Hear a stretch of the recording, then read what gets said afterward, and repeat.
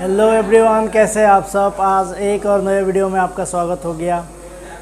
आज का टॉपिक है कि पासपोर्ट में ईसीआर और नॉन ईसीआर यानी इमिग्रेशन चेक रिकॉर्डर और इमिग्रेशन चेक नॉट रिकॉर्डर क्या होता है, और ये हमारी इमिग्रेशन चेक रिकॉर्डर लगने से हमारी क्या मुश्किलें हो सकता है, और इमिग्रेशन चेक नॉट रिकॉर्डर में हमें क्या क्या फैसिलिटीज़ मिलते हैं, और उससे पाने के लिए immigration check not recorder passport पाने के लिए हमें क्या क्या डॉक्यूमेंट्स की ज़रूरत होती है, ये भी बताएंगे आज।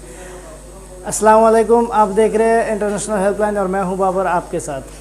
हालांकि दोस्तों जानते हैं कि मैं इंटरनेशनल रिलेटेड हर इन्फॉर्मेशन आप तक पहुंचाता हूं। अगर आप हमारे चैनल पर नए हैं तो चैनल को सब्सक्राइब कर लीजिए, बेल आइकन को भी बजा दीजिए, ताकि हम अपलोड करने वाले जो भी इन्फॉर्मेशन है उसका नोटिफिकेशन सबसे पहले आप तक पहुँचे।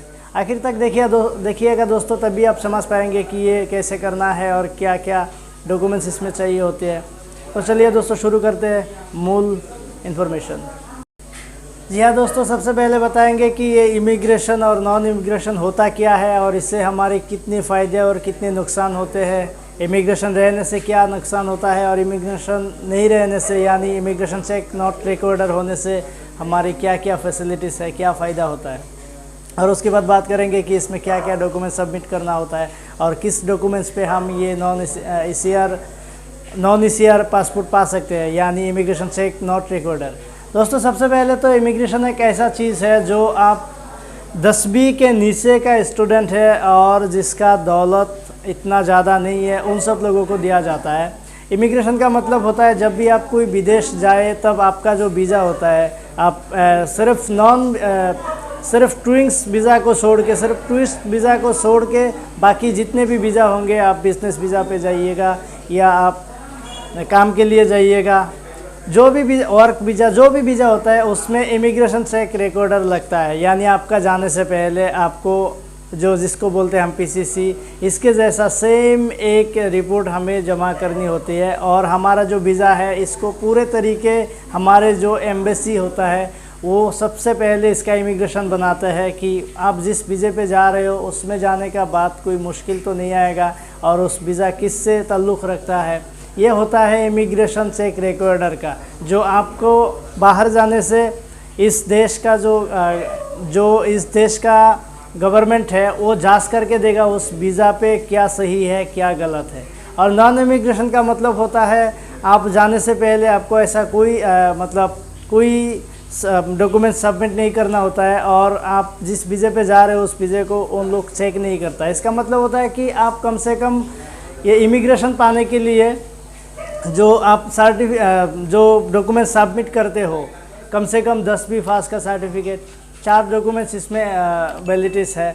जो सबसे पहले है 10वीं का सर्टिफिकेट, उसकी बात है कम से कम आपके पास कम से कम इस देश का जो दरिद्र रेखा है इससे थोड़ा ऊपर का जो आपका जायदाद होना चाहिए, दरिद्र रेखा से ऊपर आपका जायदाद होना चाहिए। और उस जायदाद का वो जो आपका प्रॉपर्टी है उस प्रॉपर्टी का जो पेपर्स होता है वो सबमिट करना होता है ये नॉन ईसीआर पासपोर्ट पाने के लिए।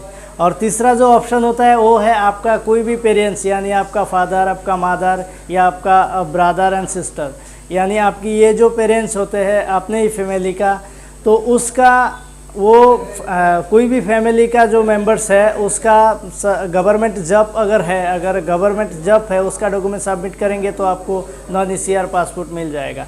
इससे क्या होता है दोस्तों कि आप बाहर जाएंगे तो उस टाइम आपको कुछ ऐसा डॉक्यूमेंट सबमिट नहीं करना पड़ेगा। आपका पासपोर्ट, आपका वीज़ा पे वो लोग चेक रिकॉर्डर नहीं लगाएगा, मतलब इमिग्रेशन आपका नहीं बनाएगा जाने से पहले। आपका इमिग्रेशन बनेगा सिर्फ वापस आने का बाद। और जो इमिग्रेशन चेक रिकॉर्डर ईसीआर होता है उसमें हालांकि दोस्तों आप 10वीं फेल है, आप 10वीं का सर्टिफिकेट आपके पास नहीं है और वो प्रॉपर्टी पेपर्स भी आपके पास नहीं है और आपका कोई पेरेंट्स मतलब आपका फैमिली मेम्बर कोई गवर्नमेंट जॉब नहीं करता, उसका डॉक्यूमेंट्स नहीं है, तब आपको आपके पासपोर्ट के पीछे लगा दिया जाता है ईसीआर, इमिग्रेशन चेक रिकॉर्डर, जिसका मतलब होता है कि आप बाहर जाने से पहले आपके वीज़े को चेक किया जाएगा, वो लोग इमिग्रेशन करेगा, क्योंकि आप वहाँ जाके फंस ना जाए। देखिए आपके पास जायदाद भी नहीं है, आपका कोई गवर्नमेंट सर्विस वाला फैमिली मेम्बर्स भी नहीं है, आपके पास 10वीं पास का सर्टिफिकेट भी नहीं है। इसीलिए वो लोग इस ट्रिक को रखा है, और इस ट्रिक बहुत अच्छा एक मैं कहूँगा कि अच्छा एक प्लेटफॉर्म है। आप बाहर जाएंगे तब आपका रिस्क कौन होगा भाई। तो इसीलिए सरकार ने ये ECR लगा दिया, इमिग्रेशन चेक रिकॉर्डर, कि जाने से पहले उस वीज़ा कैसा है, जिस कंपनी पे आप जा रहे हैं या जिसके पास काम करने जा रहे हैं, जो आपको वीज़ा दे रहा है, जो आपको ले जा रहा है, वो वीज़ा कैसा है, वो काम कैसा है, ये सब पता करने के बाद, वो कंपनी का बैकग्राउंड कैसा है, ये सब पता करने के बाद ही आपको जाने का परमिशन मिलेगा, उससे पहले नहीं मिलेगा। तो मैं कहता हूँ कि ECR लगने से हमारा कोई मुश्किल नहीं है, बल्कि हमारा ही फ़ायदा है। जो हमारा रिस्क गवर्नमेंट हो रहा है और वो लोग चेक करके फिर आपको परमिशन दे रहा है। और नॉन ECR में ऐसा होता है कि आप जाना चाहते हैं, अभी आपको जॉब लग गया। नॉन ECR का फ़ायदा ये होता है कि आपका अभी जॉब लग गया तो उसके बाद वो लोग रिकॉर्ड इमिग्रेशन बनाएंगे, तो आपको बहुत ज़्यादा टाइम लग सकता है, या वहाँ से आपका जॉब छूट भी सकता है, आपका जॉब कैंसिल भी हो सकता है। तो इसका फ़ायदा है कि आपका नॉन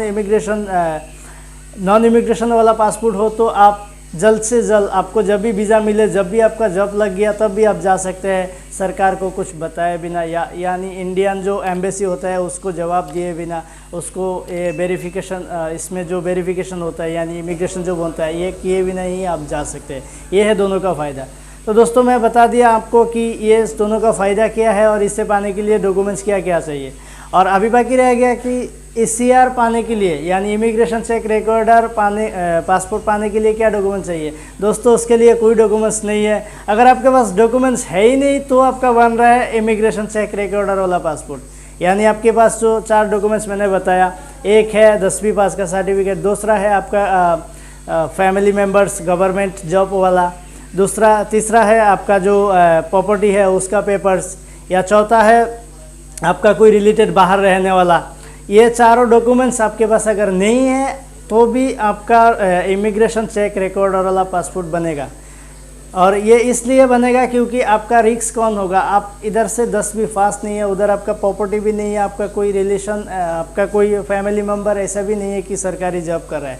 तो इस दोनों में हम कुल मिला के देखते हैं फ़ायदा इमिग्रेशन चेक रिकॉर्डर में ही है, क्योंकि हम जाने से पहले हम जो जनरल पीपल है इसके लिए सबसे अच्छा तरीका है ये कि हम बाहर जाए यार, कहीं फंस ना जाए, तो इसीलिए सरकार चेक करता है। मैं कहता हूँ हम जैसे जनरल पीपल के लिए ये इमिग्रेशन चेक रिकॉर्डर का ही पासपोर्ट ही अच्छा होता है।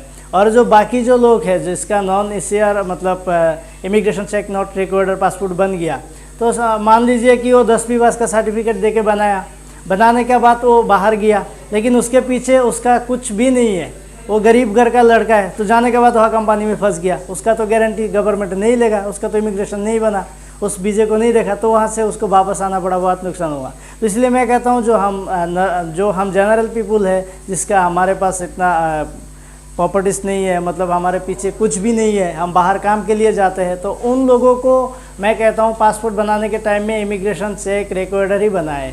अगर आपका मर्जी है तो आप नॉन इमिग्रेशन चेक रिकॉर्डर बना सकते हैं, उससे मेरा कोई दिक्कत नहीं है। लेकिन मैं कहता हूं कि जनरल पीपल के लिए इमिग्रेशन चेक रिकॉर्डर ही सबसे अच्छा तरीका है। तो उम्मीद करता हूं दोस्तों कि इमिग्रेशन और नॉन इमिग्रेशन में क्या रखा है और क्या फ़ायदा क्या नुकसान है सब आपको पता हो ही गया होगा। अगर आप हमारे चैनल पर नए हैं तो चैनल को सब्सक्राइब कर लीजिए। वीडियो अच्छा लगे तो एक लाइक ज़रूर कीजिएगा। मिलते हैं दूसरे कोई वीडियो पे, तब तक के लिए बने रहिएगा। अल्लाह हाफिज़।